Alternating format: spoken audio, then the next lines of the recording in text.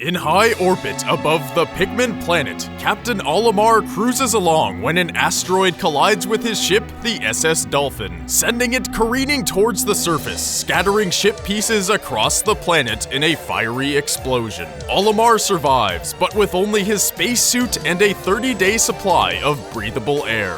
This planet's atmosphere is made up of oxygen, which is deadly to this teeny captain species. Olimar stands a whopping 3.9 centimeters in his suit and 1.9 centimeters without it. That's 1.54 and 0.75 inches respectively for us Americans. He's a family man with a wife, 2 kids, a pet, and a disproportionately large penis. Whoa there, Mrs. Olimar! Okay, I made that last part up. But anything is possible in a world where tiny creatures with plants on their head help a space captain find his way back to the stars. And that's where we'll start this episode, with the Pikmin species as they are, just as Olimar crash lands onto the Pikmin planet. The Pikmin are merely a struggling species with a population that's next to nothing. They're at the mercy of the much larger, nastier creatures on the planet. What few Pikmin that exist would get torn to shreds by a Bulborg, Doodlebug, Yellow Wollywog, or even Olimar himself. Yet when this captain plucks the first Pikmin from the dirt, it stares back at him with a curious gaze filled with trust. He notes it is shaped like his favorite brand of carrot from back home, the Pick, and from that comes the name Pikmin. Fascinating still, the creature follows the spaceman around and obeys commands without fail. Although this is the first Pikmin Olimar has seen, this little guy's behavior can be extrapolated to the rest of the species. That is, all Pikmin plucked by Olimar are loyal to him without question. But what is Olimar's role to them?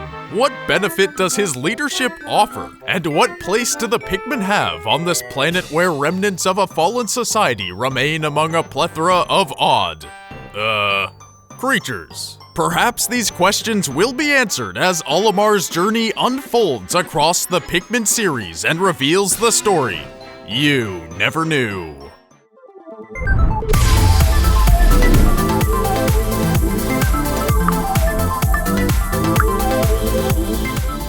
In Pikmin 1, Olimar may start with a single red Pikmin, but he soon assembles a small task force. They are his loyal followers as he commands them through the dangerous environment of their home world on a mission to find all 30 of his ship's pieces and assemble them before his air supply runs out. Progress is quick at first. The impact site yields the SS Dolphin's engine and many Pikmin on only day 1. Things are looking up, little guy! Because right after sunset, the captain takes to the skies to continue his search for parts elsewhere. And wouldn't you know it, the Pikmin's onion in which they live follows him upwards using some sort of leaf propeller. Yeah, a leaf propeller. The beauty of nature at work. Speaking of which, Olimar spots a dense forest with his new vantage point. He names it the Forest of Hope and ventures there at sunrise. In this hopeful forest, Olimar does indeed find more ship parts, and curiously passes by... is that a cardboard box? But that's not all. While stumbling around with his tiny brigade, something strange is lying there. Hot diggity! A yellow onion! That's right, Olimar. There's more than one color of these things. It's one big happy family. And so, the captain notes this yellow is lighter in weight than its red counterparts. That's not the only difference though, because not only can yellows be thrown farther, but they can also use bomb rocks to destroy stone walls and blow bastards up by shoving these explosives down their goddamn esophagus. And in the midst of battle, it becomes abundantly clear to Olimar that reds do more damage than yellows. Perhaps there's other traits to be discovered as well. With that, let's look at what this means for Olimar and his role to the Pikmin species. The Pikmin were once barely surviving on this hostile planet, but their numbers have grown substantially since Olimar's intervention. Before, they would hide away in their onions, fearful of predators and unable to retrieve pellets or carcasses to increase their numbers. The enemies on this planet were simply too strong for Pikmin to overcome, until a brilliant mind could put their strengths to use. Pikmin may be small, but it's easy enough to get huge amounts of them. They may have weak attacks compared to other creatures, but with a perfectly placed cascade of Pikmin, even Bulborbs can be taken down with ease. Olimar may be using Pikmin for his own survival, but he's the best thing to ever happen to them. In just a few short days, he's increased the Pikmin population substantially, and now he's learning the strengths and weaknesses of different colors to further realize their potential, to show them what they're capable of. But this tale ain't even over. What does Olimar's leadership hold for the future of Pikmin kind? Surely more than just his personal part-finding army. There seems to be something genuine brewing here. Perhaps this captain's true meaning to the Pikmin can be found further in his journey across the Pikmin series timeline. Let's jump back into it. Olimar's life support system is running out, but his ship is slowly coming together. With these new additions, he's able to find yet another location, the Forest Navel. It's barren, dark and foreboding, but it holds more pieces to his survival. In this wasteland, he finds yet another onion, this time a blue one. From it spawns a blue Pikmin, completely immune to drowning, unlike his ketchup and mustard companions. And look, when reds pass over these fiery geysers, they're completely unharmed. Yet another strength. With these 3 Pikmin types, Olimar encounters enemies that seem unbeatable and brings them to their knees. Yeah, that thing probably has knees. Along with more violence, the spaceman uses his army of diversity to collect the remaining parts of his ship and, is that a tin can? And return home to Hakotate, parting ways with the Pikmin in an emotional goodbye as he blasts off to the vacuum of space. What follows is the beginning of Pikmin 2. Olimar arrives on Hakotate carrying a single bottle cap as a souvenir of his adventures. He plans to give it to his son, but that idea gets squashed upon meeting with his employer. Apparently, a shipment of golden carrots was lost by a new recruit named Louis, and in order to pay part of the debt, Olimar's ship, the SS Dolphin, was sold. Not too surprising when this guy is responsible for hiring. Why the fuck is that thing in charge? The corporate nincompooperi continues when Olimar's souvenir is discovered to be very valuable. The boss man thus sends Olimar and Louis back to the Pikmin planet for more treasure. During entry into the atmosphere, Louis falls from the ship.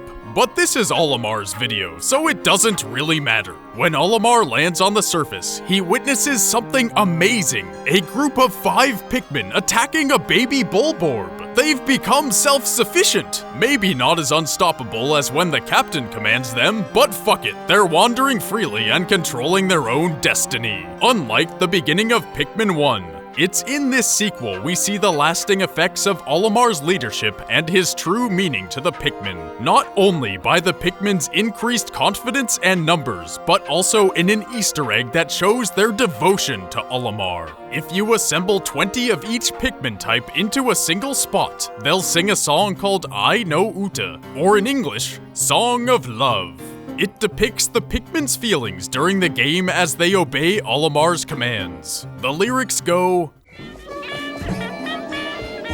falling in love under that sky. We'll work together, fight and be eaten. We'll follow you forever. We'll fight, be silent, and follow you. But we won't ask you to love us. The song speaks for itself. These Pikmin love Olimar and feel unrivaled devotion for him. They'll fight for Olimar, die for Olimar, and follow him forever. And this love is reciprocated by Olimar. For instance, if he accidentally kills all of his Pikmin, he'll show considerable guilt in his log messages. Usually this doesn't happen, but sometimes bad decisions are made. Oh god, what have I done? Oh, the Pikmanity! Of course, this captain isn't the only one throughout Pikmin history that they follow, for the adorably incompetent Louis also commands respect among these little guys, but likely because he resembles the original G. The rest of Pikmin 2 is similar to the first, but with different challenges and a wider variety of tiny soldiers. Wait a second, was that a chess piece? What the hell is that doing here? That's weird. Pikmin don't play chess. Well, we'll look at Pikmin 3 and how it paints the progression of Pikmin kind. Turns out it paints it pretty well, like Van Gogh level shit. I won't go too deep into the plot, but you have 3 captains from the planet Kopai who come to the Pikmin homeworld, which they call PNF 404, in search of food for their starving species. Even on the morning of day 1, this guy, Captain Charlie, finds a ton of yellow Pikmin just chilling there, just hanging out, socializing, or whatever it is Pikmin do in their free time. The point is, the Pikmin population has exploded, and where they once hid underground in fear, they're now a dominant species on this previously unconquerable planet. A planet with cardboard boxes, tin cans, chess pieces, and oxygen? This is Earth! And all that's left of humanity are these scattered remains. The once dominant civilization is no more, but the Pikmin are one species that can fill humanity's giant shoes. And that brings us back to the itsy-bitsy man who sparked the Pikmin revolution. Olimar maximized the Pikmin's strengths and minimized their weaknesses by learning what each color brings to battle, applying it, and using it in the most efficient way he could. Because of this, the Pikmin now understand themselves, can command themselves, and can spread their kind across the globe. With the rise of Pikmin ingenuity thanks to this tiny space captain, perhaps Earth will have a new dominant species. In fact, it's abundantly clear that Olimar is the Pikmin's original great leader, their source of self-worth, their god. He descended from the sky in a fiery explosion of light, plucked the Pikmin from nothing, and raised them to control their own destiny, now in monumental numbers. Should the Pikmin realize their true potential, similarly to what humanity is doing now, Olimar will be seen as a deity who started it all. Much like the great figures of our distant past. Olimar, dedicated family man, brilliant strategist, and benevolent god amongst the tiny. Because it really is all just a matter of perspective. And that's the story you never knew. Don't miss. Here!